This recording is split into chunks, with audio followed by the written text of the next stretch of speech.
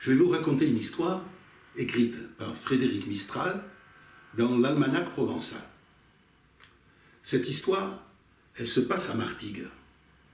Martigues, c'est une petite ville pas très loin de Marseille, à une trentaine de kilomètres à peu près. Eh bien, figurez-vous qu'à Martigues, il y avait un homme qui s'appelait Génésie. Et Génésie, il travaillait à Marseille. Si bien que tous les matins, il prenait le car pour descendre à Marseille pour travailler. Il travaillait à la Joliette. La Joliette, c'est un quartier de Marseille tout près du port. Pas très loin du vieux port, mais là, c'est plutôt le port moderne. Là où arrivent les ferries de la Corse et les cargos d'Algérie. Alors, comme il travaillait à la Joliette, évidemment, il fréquentait les dockers, il fréquentait les marins, et quand il allait au café pour manger le midi, il fréquentait les gens du quartier. Alors, il était au courant de tout. Si bien que le soir, quand il retournait à Martigues, eh bien, on l'attendait. Et quand il descendait du car, invariablement, tous les jours, on lui demandait « Hé, Génésie, qu'est-ce qui s'est passé aujourd'hui à Marseille ?» Et lui, il se faisait pas prier. Il prenait son temps, il allait s'installer à la terrasse du café pour se commander le pastis. Les gens s'attroupaient autour de lui, attendaient « Hé, Génésie, dis-nous, qu'est-ce qui s'est passé à Marseille ?» Et lui, il racontait ce qu'il avait appris au bistrot, ce qu'il avait appris dans les conversations. Probablement qu'il brodait un petit peu. C'était devenu une sorte de vedette locale. Et un jour, il ne s'était rien passé.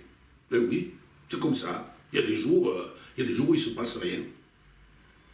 Alors lui, quand il est retourné dans le car, il était bien embêté parce que il n'avait rien à dire.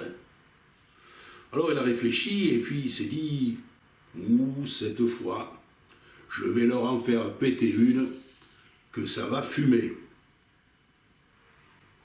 Quand il est descendu du car, comme d'habitude, il a été entouré. « Hé, Génésie, dis-nous, qu'est-ce qui s'est passé à Marseille ?»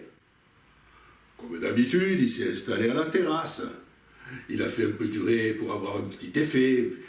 Et puis un petit moment après, il leur a dit « Hé, les Martégots, aujourd'hui, il s'est passé quelque chose d'extraordinaire. » Qu'est-ce qui s'est passé donc de si extraordinaire? Et figurez-vous qu'il y avait un poisson tellement gros, tellement énorme, tellement vigoureux, que sa tête s'est coincée entre le fort Saint-Jean et le fort Saint-Nicolas. Il a bouché l'entrée du vieux port. Et la queue, elle allait jusqu'au château d'If. Et tu te fous de nous, c'est pas possible. Je vous jure, si je ne l'avais pas vu de mes yeux vus, je ne l'aurais pas cru. D'ailleurs, tous les Marseillais sont montrés à Notre-Dame de la Garde pour regarder et pour savoir comment on allait pouvoir faire pour enlever ce poisson. Il n'y a plus un seul bateau qui peut rentrer ou sortir. Alors là, zou, ni une ni deux, sans attendre de savoir si la nuit allait tomber, hommes et femmes, jeunes et vieux, les vieillards boiteux, tout le monde est parti pour descendre à Marseille pour voir ce fameux poisson. Et notre Génésie, lui, sur les hauteurs, en les regardant descendre, il s'est dit, regardez-moi, ça me faisait bien rigoler. Sauf qu'au bout d'un moment, voyant que ne restait à Martigues que les vieillards impotents et les malades, il s'est dit, tout le monde y va. C'est pas possible. Il doit y avoir quelque chose de vrai là-dedans.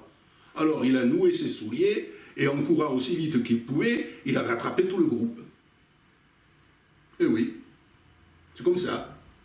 Plus le poisson est gros, plus le mensonge est gros, plus on est tenté d'y croire. Et ça n'a pas changé depuis.